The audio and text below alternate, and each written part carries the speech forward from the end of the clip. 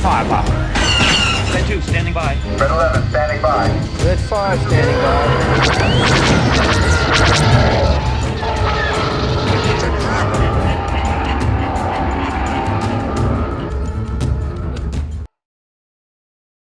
Epic Star Wars for 2 in the original trilogy. Will you play as the Galactic Empire, trying to find the hidden rebel base to destroy it, even sometimes with the help of Death Stars to just destroy entire planets?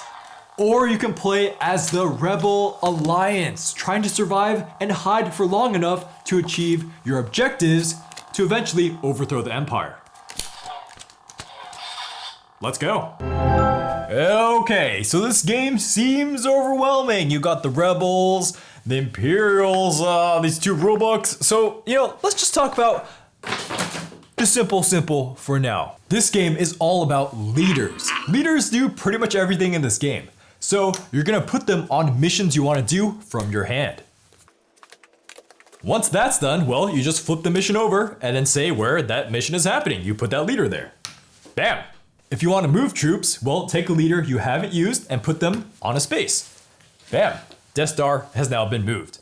Just keep doing the whole placing leaders and taking them back until one side wins.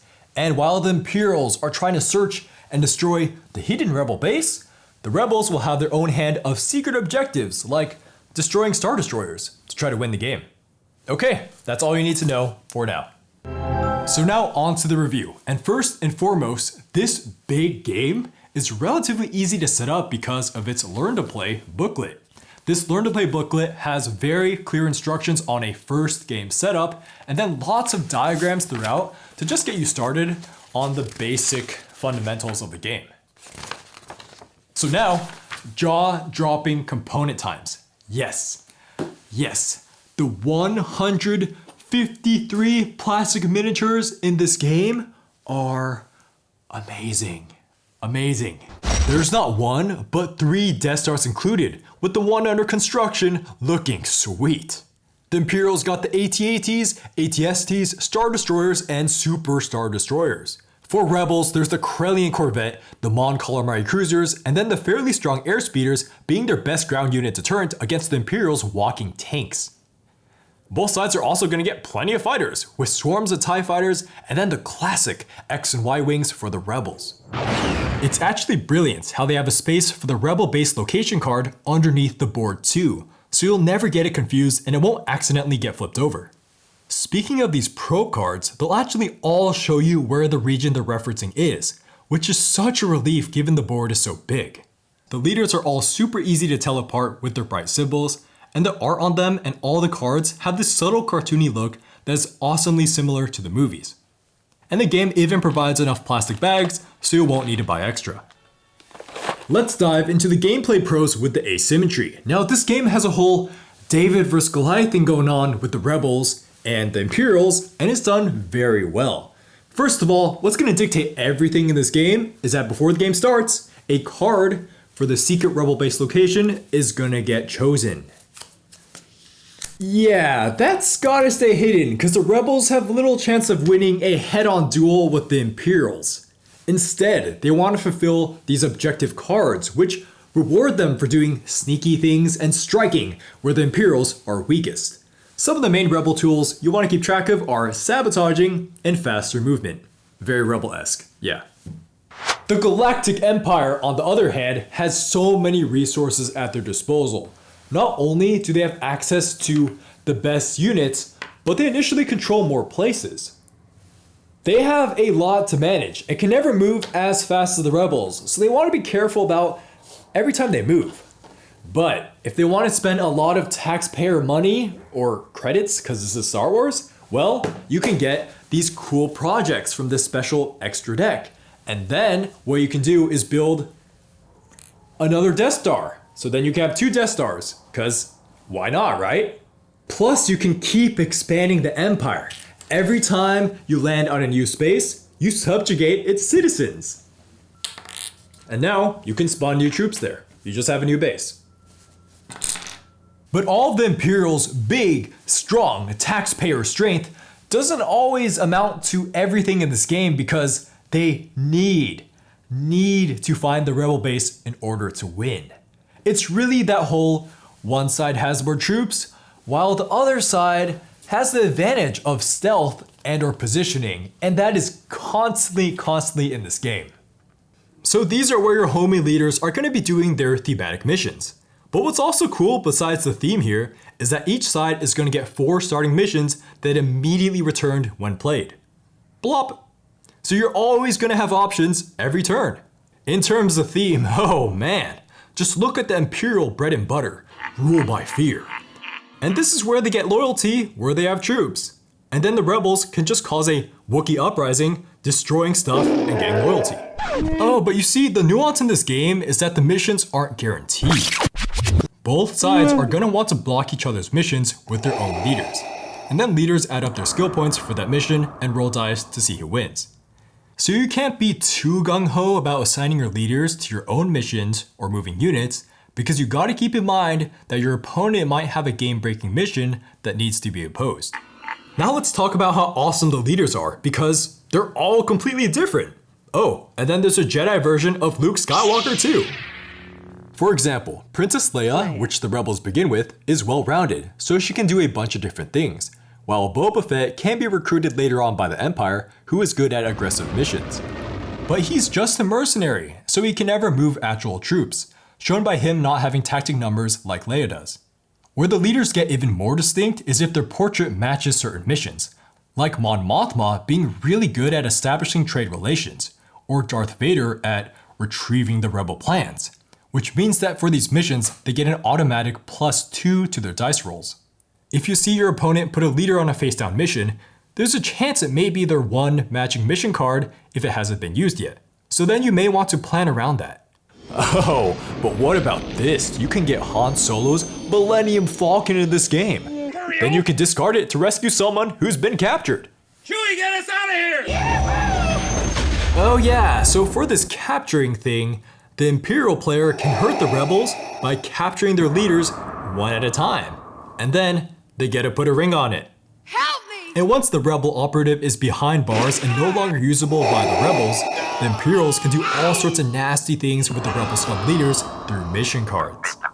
Not only will they be constantly trying to do cruel and unusual punishment to get them to talk about the rebel plans, but they can also do some creative stuff, like letting the rebels go, but secretly putting a homing beacon on them for them to return to the rebel base and reveal its general whereabouts. I don't like this. Probably the most exciting dynamic here is, and your Jedi senses may have guessed, is that you can turn someone to the dark side.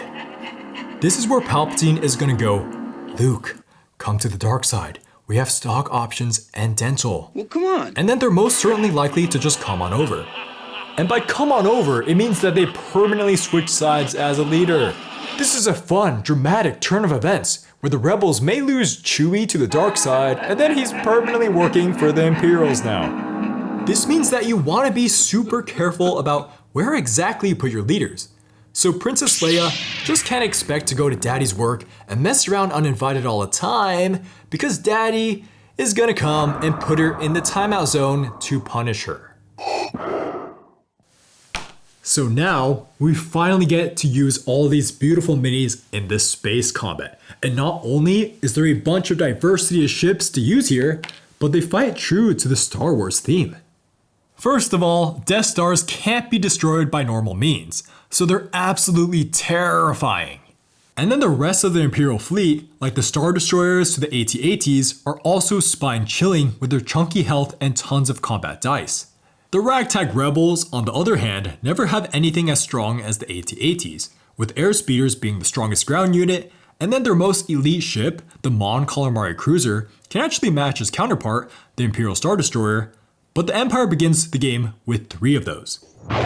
So the 2 colors of dice mean that the game is actually representing the different cannons on ships, which is awesome. Tiny ships like X-Wings and TIE Fighters dogfight each other with black dice, while larger ships have red large cannons too. But Star Wars is a world of hope, and so the rebels may seem like having no way to destroy the walking tank of the AT-ST with simple troopers, but that's when you can roll a direct hit. Man, it's like they thought of everything in this game. This can cause some damage to either red or black health, so then infantry can stand at least some sort of chance against AT-STs. Plus the tactic cards you're going to draw during combat can deal damage to stuff you can't hit normally, like those scary AT-ATs. All of these things are just going to transport you back to those epic space battles, where even a crew of X and Y wings can blow up a Star Destroyer with the right rolls and cards. There's just a lot going on in this epic space extravaganza, with all the leaders, the objectives, the missions, the combat, and the hidden rebel base. So thank goodness gracious they didn't make it even more complicated with tricky planet mechanics. But these actually still feel like real places in the Star Wars universe. This comes from the fact that populous planets, the ones that aren't the dingy Hoth or Yavin, but instead Naboo or now Huda, and these guys are going to have certain colored symbols that they're going to give to whoever they're loyal to, certain troops.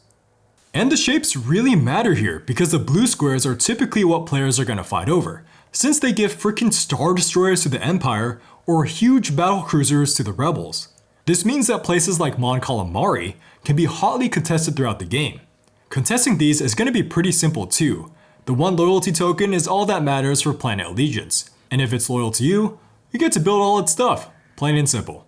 Let's also talk about the planet where democracy failed, Coruscant. It's embarrassing. Now this is well done because it's resource stricken, but has a bunch of people, so you get stormtroopers.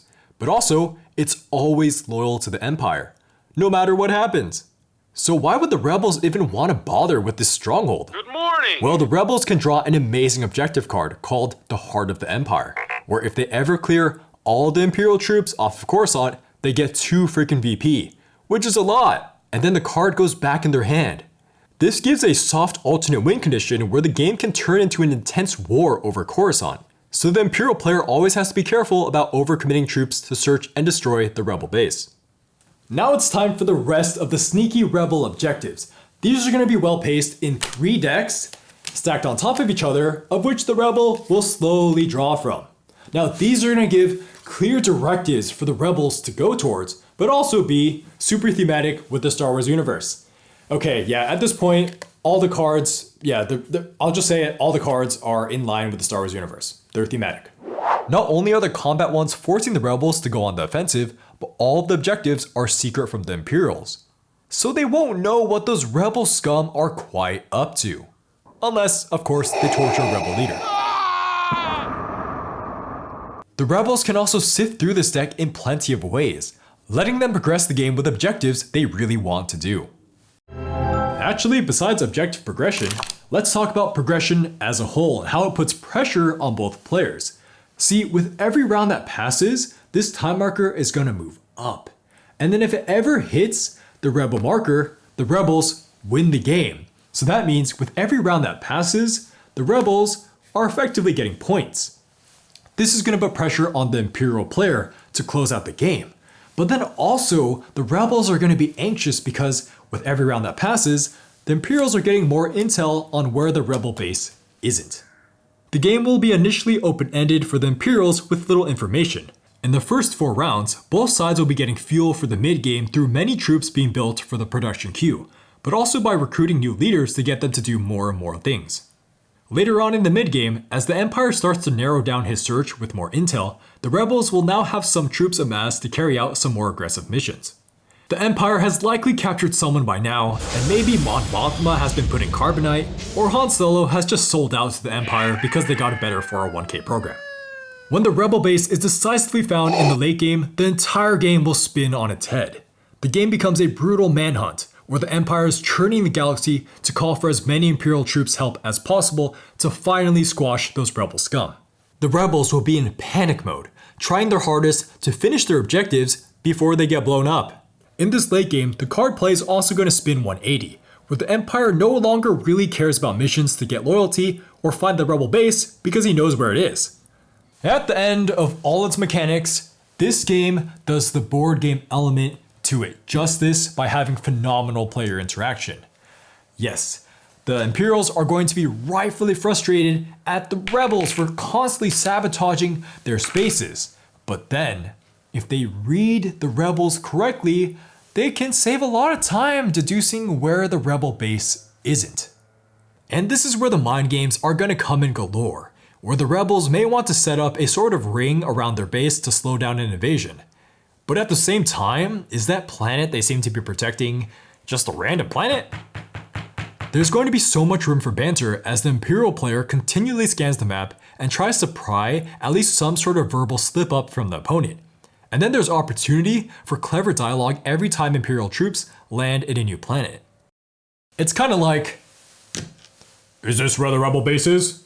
And then the rebel player goes, no, but you're close, I think. You know, it'd be funny if I decided to put the rebel base in the same location as last game, huh? That'd be pretty funny. Yeah, but you shouldn't look there because it's probably not there. Wait, is it there? I should probably check the card. There's even the Hidden Fleet mission, where the rebel player can move troops from the rebel base to any non-Imperial location on the map.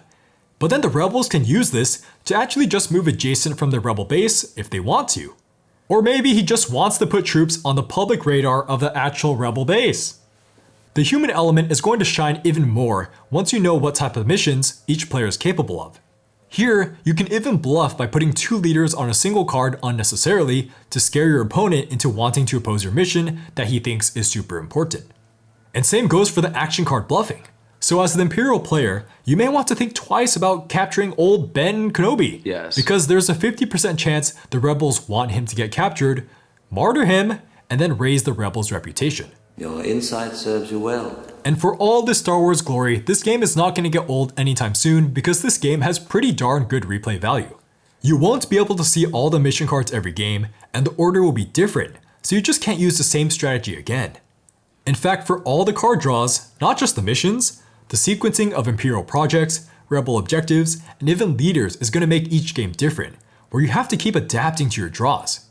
If the Empire draws the Death Star laser project turn 1, he can just decide to blow up Naboo on turn 2 to get rid of any chance of rebel loyalty there. And then no more Naboo for the rest of the game. Then the rebels can have so much fun placing the rebel location in so many different places. Newcomers will want to put it in a distant remote planet initially, but then you can and should get cheeky and place your base in Alderaan, right next to Coruscant.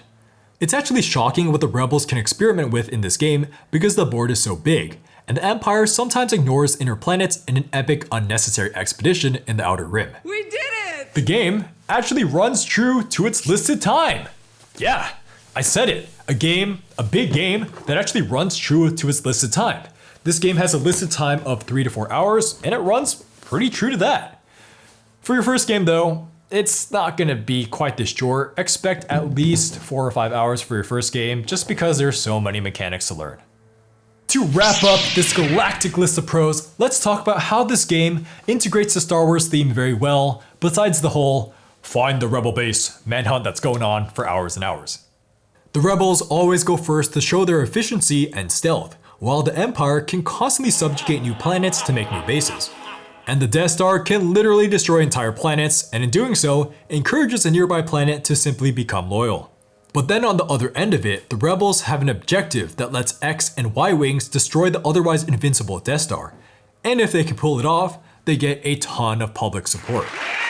And then what about the return of the Jedi, allowing Luke to kill either one of the Sith if he wins a battle there? Of course, Luke can also go out and seek Yoda to become a Jedi Knight. Patience! Or maybe you can Jedi Knight someone else like Chewbacca. Yoda doesn't mind too much who comes to him in the Star Wars timeline. So now we get to the cons of this epic space duel. And starting Star Wars Rebellion is not going to be that easy despite there being a recommended first game, plenty of diagrams, and these being split into 2. That's because this learn to play is not very well organized, with the additional rules needed to play the game like loyalty for planets or combat are located in the back of this rulebook. It doesn't even have a table of contents. What the heck? Yes, I know while playing there is a quick reference on the back of the how to play, but because combat and the end of turn procedure is so complicated for this game, you'll wish there was at least something else on these player aids, because these only talk about the minis, not even combat. Because of these things, your first or second game is going to be pretty herky-jerky as you start and stop the game to look through these 2 rulebooks, where you'll be looking up kind of tricky things like what opposing a leader really means on a card, or how when you roll a tactic on a roll for missions, it means 2 successes, but for combat, it doesn't mean any damage at all. Patience! Oh yeah, combat. We gotta talk about combat. See, its mechanisms can bring the game to a screeching halt. It's naturally complicated with all sorts of units and different healths and different attacks, but it's functional. Yes, it's functional. It works. It works in this game, and there's actually some pretty cool decision making on how you want to assign hits to your different units, because they have different sorts of healths and different damage output. But it's made longer in this game than it should be, with a couple of things that just add up. First off, the game is not helping tally everything with no unit counters, which is especially annoying for the masses of TIE fighters that frequently fall over. What's more, you only get 10 unique dice in this game for combat. This seems like a lot, but in many of the larger combats, each player will need all 10, so you won't be able to roll at the same time and it feels a bit sluggish. For newcomers, the similarities between the tactic symbol and hit symbol can also be confusing. Combat doesn't happen a whole lot in this game because of the game's focus on missions. But then when it does happen, it's super central to the game's outcome, like the fight over the rebel base that has a ton of units. Now let's nitpick on these tactic cards, which will inherently slow combat because they're more stuff to keep track of, still functional though, but they can be a little luck-sacky. See, some tactic cards are clearly stronger than others, like how a critical hit is always good no matter what, while something like Brilliant Strategy makes you spend a die to draw cards, instead of doing something for free immediately, so frequently you just hope to draw a critical hit or defensive formation that have no prerequisites. This can sometimes lead to a sense of irritating top decking, where you can't plan for your opponent drawing 2 critical hits, and you not drawing any blocks and basically auto-losing small fights. Again, this is in the nitpicks because this luck sacking usually only screws with small fights, and then you can increase your odds of getting a good card by saving a leader with high tactics to fight. What would help alleviate this, and of course FFG had to do this to your wallets, is to buy the expansion. That just completely rehauls these tactic decks with cards that you can plan with and place face down before combat, so you can actually fully prepare for fights. Wait, that sounds a little bit like War of the Rings combat mechanism. Funny how these things work, huh?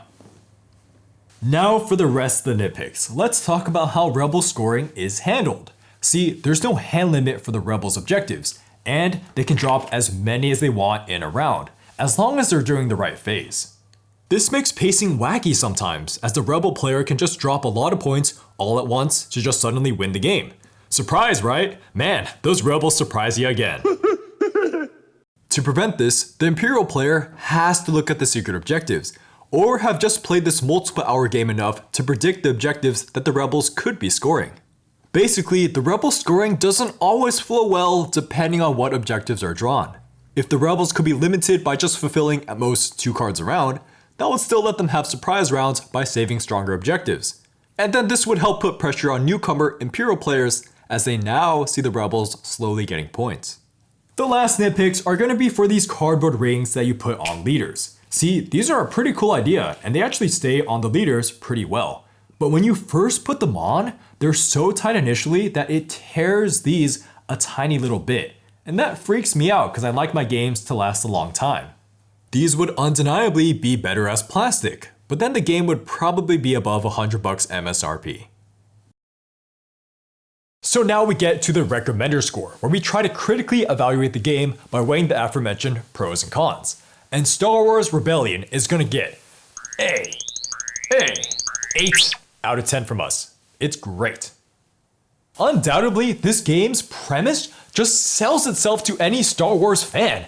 You get to play the original trilogy, there's swarms of TIE fighters, super Star Destroyers, AT-AT minis, and then for the Rebels, Corellian Corvette, T-47 airspeeders, and even Y-Wings in this game? Oh my gosh. Whoa. Slow down there, Anakin. Don't let your reason be clouded by these fancy things. See, for all the minis in this game, this is not a minis game where the Imperials and Rebels just slug it out turn after turn across space systems and whoever wins more fights just wins the game. It's not Star Wars Risk or Star Wars Total Space War. It's Star Wars Rebellion. So this game is actually mostly about the leaders who are locked into this insurgency duel. The rebels can actually win by just using a fraction of their minis. Yes, the units that the minis represent are important, but the leaders will ultimately do the heavy lifting in this game to get you to the point where the combat could actually win you the game. Yes. Star Wars Rebellion requires some Jedi patience to really get its engines going. It requires a multiple hour tutorial to get familiar with all the rules, where you'll struggle with things like tactic cards and tactic rolls. Don't expect this first or even your second game to go smoothly, as you won't initially know any of the nuanced missions, action cards, or objectives, so there won't really be much counterplay. Oh, and then for the missions, any mission can succeed or fail with a wacky roll because that's how dangerous the Star Wars universe is, but never dangerous enough so that the leaders will die. Yeah, leaders will never die in this game, especially during combat, which, they can be thrust in any combat and they'll get away scot-free. But, that's just thematic to the Star Wars universe, right? Main characters always live to tell another tale. The game is probably going to be more straining for the Imperial player, because guessing the rebel location for hours and hours is going to require cross-referencing your actions with your pile of probe cards. This leads into the mind games where the game really shines and is super thematic. But it's a lot of information and some might want to use pen and paper. Not only is the Empire doing this, he has to contest constant rebel sabotaging and random attacks that ignore normal movement rules, because the faster rebel player wants to frustrate the Empire and stall. So because the rebels are constantly attacking you and you don't know where they are, it can feel like dealing with wasps in your backyard that you can't quite squash for 3 hours. And then they bite you enough that you give up and concede rule, or you find out where its entire nest is and squash it. This type of dynamic is what is so thematically good about this game, but at the same time can make it not so good for some players. It definitely takes a sort of type of person who enjoys that frustration as the Imperials. You can't let the Star Wars theme and all the minis hype you up to the point that you forget this is a long cat and mouse game, so make sure you enjoy that dynamic. If you're okay with the caveats, this box is going to lead you to some Dreamboat Star Wars spin-off scenarios. The rebels can eventually field a nice army and go toe-to-toe with some of the Imperial fleet. Crazy action swings can happen if the Empire corrupts Han Solo to the dark side, who then captures Luke, and then Admiral Akbar is put in carbonite. It's tricky to predict how each game is gonna truly play out. The rebel base could get mind gamed differently, and the rebel objectives are gonna be drawn in different orders. Do keep in mind though that this game will play more similar to the original trilogy than not. You always start with the same 4 leaders to ensure good loadouts, and don't expect anything crazy like Palpatine or Vader dying early game. The mind games and crunchy leader management are just going to make this game worth the time and investment if you like that cat and mouse dynamic. With a couple playthroughs under your belt, the leader counterplay will make more sense, and even the initially annoying combat will become faster to finish. Like, you'll know not to put Princess Leia in any single rebel base because she's going to get captured and then cruelly tortured for information. Eventually, so much room for skill is going to open up. You'll learn that if you draw some bad mission cards, you can adapt and have your leaders move units instead. The rebel mind games can get plain insane, and the human element of Star Wars is constantly at play here, as the Empire continually churns the galaxy to desperately squash those rebels. Let's talk about the team variant. Now you can play this game with 3 to 4 people by taking each side and splitting it into 2 roles, an admiral and a general. Each guy is going to play basically half of each side. Now I haven't played this, so I can't really speak much on it, but it would probably help ease the burden of frustration for the Empire. Probably a lot more room for mind games too. Still, Star Wars Rebellion was made primarily for 2 people. Just keep that in mind. My personal score for Star Wars Rebellion is a 7 out of 10. I have a good time with it. So here's what's going on. I really like playing as the rebels, but I don't like playing as Imperials, so that's why I'm averaging my scores, and it's a 7 out of 10. So my first game, I was really hyped for this game. I saw this box with all the minis, and I was like, okay, you know what? I'm gonna dive into this game. It's gonna be like TI4, one of my favorite games, with super clean fights and tons of mini movement. Nope, that's not in this game. Nope. And you're playing as the Imperials who the rebels want to sabotage for hours and hours. Personally, I don't like 3 to 4 hours of cross-referencing your ever-increasing probe cards with areas you've already discovered. And then sometimes you draw probe cards where you have troops, like, duh, the rebel base isn't there, you have troops subjugating its citizens. My friend I played it with didn't like the rebels either, so we were fed up with how many rules were in this game. But we both liked Star Wars and we had our fair share of oogling at the minis. So we decided that Star Wars Rebellion is kind of like a bad ex. Yes, you really wanted to work out. You just think they look amazing, and you probably spend a little too much time with them for what it was really. And yeah, you really want to go back to her for one more long date, but you don't really think it's gonna work out. But she likes Star Wars, right? Alright, so I had to switch sides and see how that went, and then this game really started shining. My eyes didn't have to be tricked into playing a wacky space war game anymore with the scores of minis because the rebels are hiding. And that's when we realized that for our play group, we were just playing the wrong sides initially. And when the Imperial player knows where the rebel base is and starts to move all this stuff to come get you, the game gets super freaky. This truly became a stand-up game for me, where there's a huge map, tons of things to manage, but as a rebel player, never too many things to manage for me. Because all the missions are so important to the outcome of the game, I was literally jumping as some mission contests went in my favor. My right leg was actually sore from positioning my leg like a rebel leader for hours and hours. So I was really lucky that my friend enjoyed playing what he called 8-dimensional chess with the Imperials because I really don't want to go back. And this unfortunately reduces the amount of times I can play this game, which is a big deal because, well, I want to play this game more because I got it under 3 hours. When I compare this to the other game I reviewed on this channel, in the long 2-player thematic War of the Ring, I love playing as both sides, whereas in Rebellion, I only love playing as one side. And this is kind of a weird dynamic because Rebellion is shorter and easier to learn, which is actually hilarious because this game was still kind of a nightmare to learn, but War of the Rings rulebook is that antiquated. I can't escape the combat system though. The whole taking turns while rolling dice is annoying, and then inevitably there is going to be some wacky luck sack from the tactic decks. The fact that combat isn't more streamlined hurts the pacing for me because there's just so many units in final battles, where there could be sometimes 15 units fighting each other at once. I have to drop all of my mission cards, perform a minigame for 5 to 10 minutes, and then go back to the normal game and be like, wait, what was I doing again? As always, thanks to our patrons for making videos like this possible. We got John S., Manuel G., Brian C., Clifford H., Aaron W., Max B., Bora, Jeremy M., C., Charlie P., Quinton S., Sam S., Travis R., Alvin Y., Vom CK, Ryan D., Jennifer L., Quack Club, Brad M., Matt G., Peter Z., Spinner71, Ryan J., Brad G., and Arcade. And then we got 2 Mad Lads of Cardboard, we got ZL and Jeff L., and then we got 1 Mad Lady, Amy. Thank you guys. Okay, well, I'm gonna take a break from these long 2-player thematic games because these take forever to review. But let me know what game you want me to take a look at next. And as always, we have purchase links for all these games that we recommend, like War of the Ring and Star Wars Rebellion, in the description below. So leave a like and subscribe if you like the content, and ring that bell for more Shelfside content. Anyways, I'll see you guys later. Bye bye.